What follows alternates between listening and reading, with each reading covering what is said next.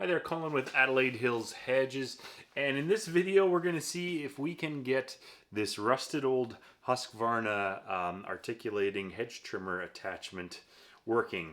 I believe it's an HA200. It's old. It's probably almost 10 years old, and it's been sitting in a shed untouched for 4, maybe 6 years. I'm not really sure.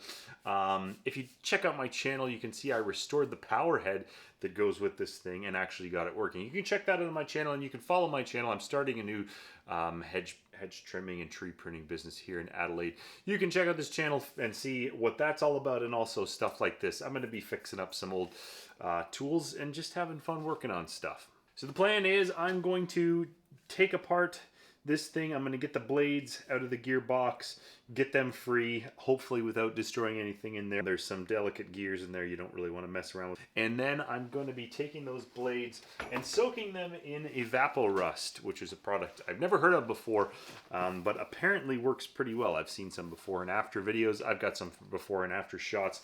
And what I'm going to be doing is I'm going to be pouring my Evapo-Rust into this sheath that came with a newer Husqvarna articulating hedge attachment. The whole idea here is I don't want to be screwing around with a bunch of steel wool. I might just to finish, but I don't want to spend a year and a day on this. As long as I can get these blades separated and cleaned off a bit to the point where I can put them back in and sharpen them and use them, it's a win, because this thing's just been sat around doing nothing for 4 or 5 years. And if I can get the 2 of those working as I start my business, I can save a little money off the bat till I have a little more money coming in, and then I can purchase some new tools. So let's get into it.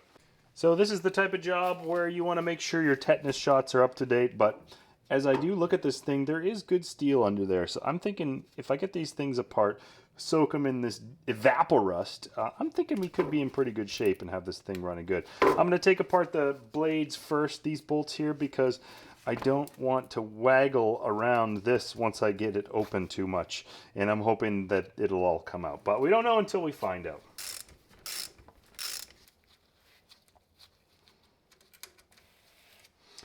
And I'm going to keep these things together and organized. Okay, so those bolts didn't want to move, but I used some lubricant and the last 3 came right off. I'll just squirt some on there for a good measure, just so nobody feels left out. And lo and behold, everything came apart pretty nicely.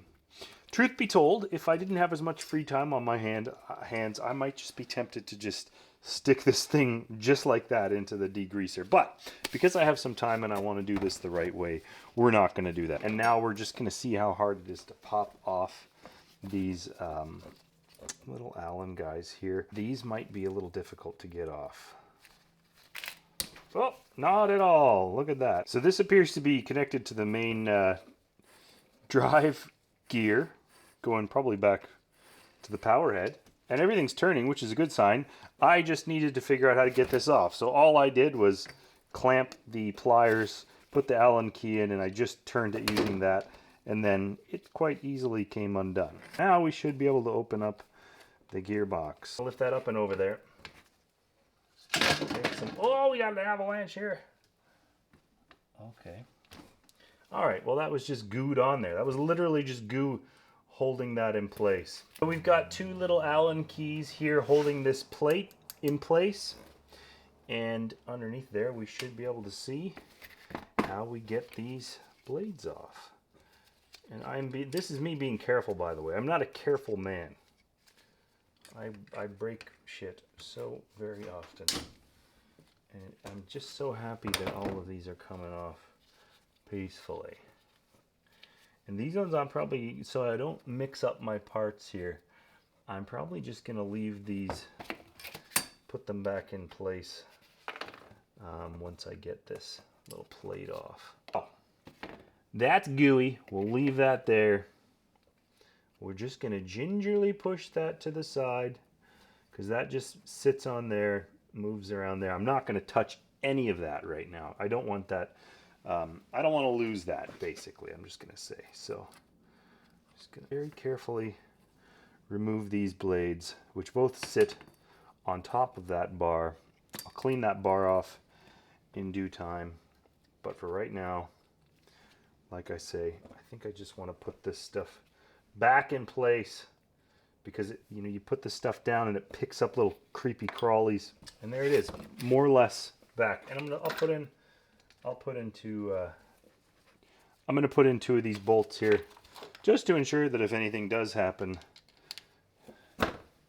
I'm covered. So without too much muss and fuss, here we have our blades taken out of the gearbox, and yeah, they're looking better already. Just seeing the underside of them, I'm not worried at all that I can get these back into a good working condition. So now what I'm going to do is I'm going to carefully put this deruster, the whole bottle, into the sheath for the other hedge trimmer that we have here. Why do they make these seals idiot proof?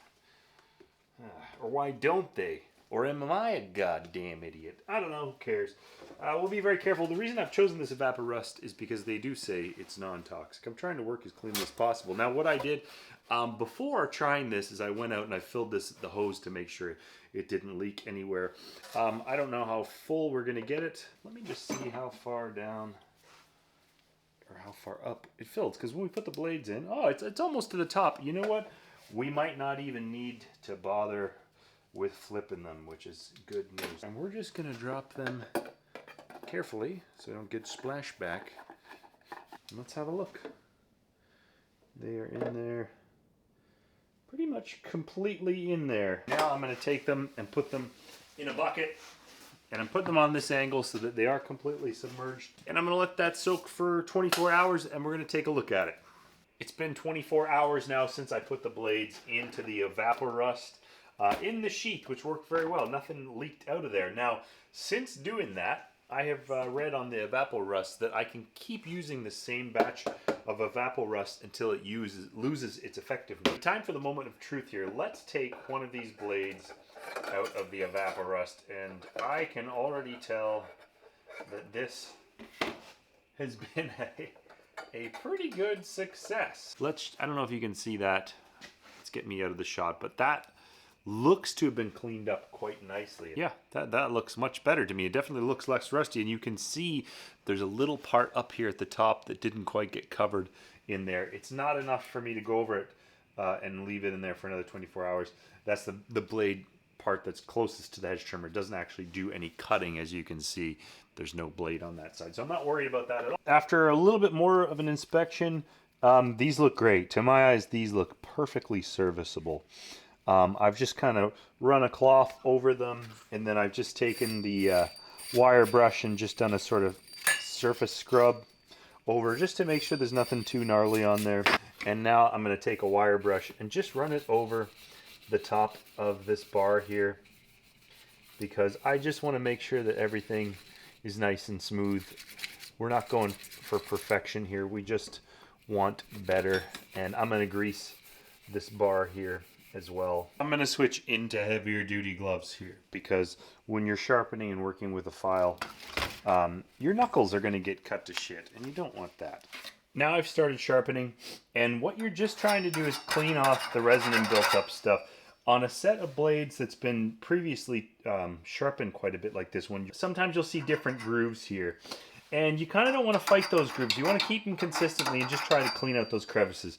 So obviously this isn't a brand new set, so I'm not aiming for perfection. I'm just trying to get them cleaned up, and I am hitting the edges here. And you're just trying to clean everything up. You're not trying to make a new edge. You're just trying to repair and maintain the blade shape. You may need to look around at different angles or get a flashlight, depending on what your light is, just to check and make sure that you've hit all the surfaces. Also, you're going to want to get yourself sat down. I've got a bench under here. If you're trying to lean over a workshop and do this, 2 things are going to happen. You're going to destroy your back, and about halfway through, you're just going to start rushing because you're going to be in a lot of pain. Whenever you're doing this kind of work, don't be afraid to get creative with your positioning of everything. And as you can see, I've been working my way up. Things are going nice, but I've changed the angle because this works better. And once again, making sure your body is comfortable while you're doing this kind of work is key, so that A, you don't lose patience, and B, you don't hurt yourself in the process, because you can really screw your back hunched over a machine, even when I've used the angle grinder and done it on the back of a tailgate with clamps and stuff like that. I've seriously bungled myself for the whole day. So be careful and don't be afraid to get yourself changed around so that you can get to what you're working at nice and easily, like this little section right here. Listen to that. Sounds like a goddamn samurai sword. And after a considerable amount of effort, I've sharpened these blades by hand, and I'm pretty happy with the result. So now it's time to just open up the gearbox once again and reassemble that.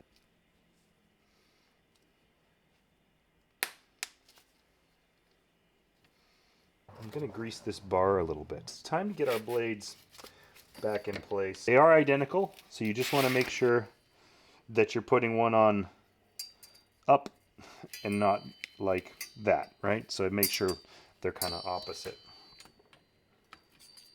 We'll put the bottom one on first. Actually, I'm going to lube between here, just a little bit of lube in there as well.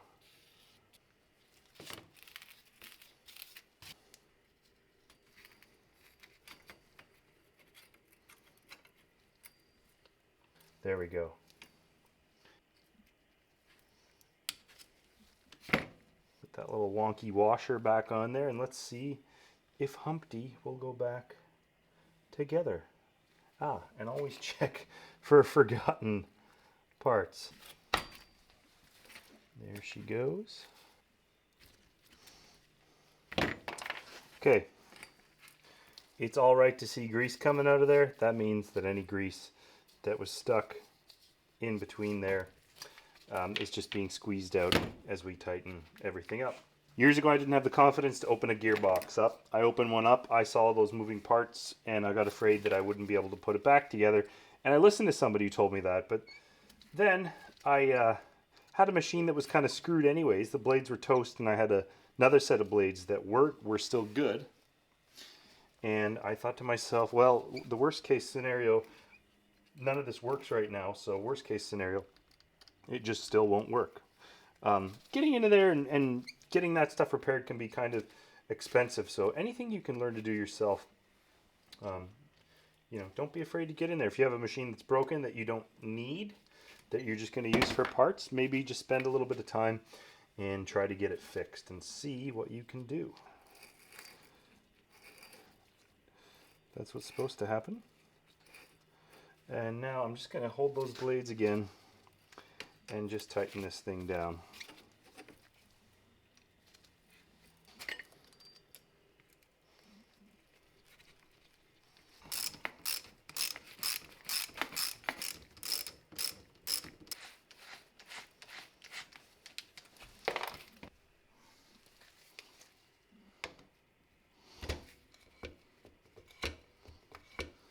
All right, now we have a pair of derusted, hand-sharpened, greased up hedge trimmer blades. Now what I've done after I've reassembled them is I've taken them outside and I have lubricated the hell out of these things, like really sprayed over with them. Now what I'm going to do is I'm going to hook them up onto my father-in-law's electronic unit here, and I'm going to run them, and I'm going to see how they run.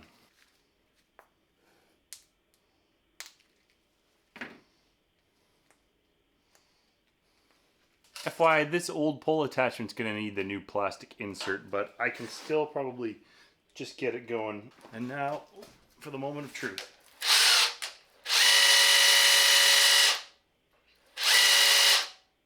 Looks good to me. From rusted together and seizing and sitting in a garden shed for God knows how many years, these turned out pretty good. I'm Colin with Adelaide Hills Hedges, and if you'd like to check out more stuff along these lines on my channel, more repair videos, sharpening videos, maintenance videos, as well as videos that I'm going to be making as I start my new business here in South Australia, please like this video and subscribe to the channel if you feel like it, and let me know down in the comments as we go forward if there's anything you'd like me to elaborate on or show you. If you have any questions about this kind of power tool, specifically talking about arborist tools, hedge trimming tools, and gardening tools.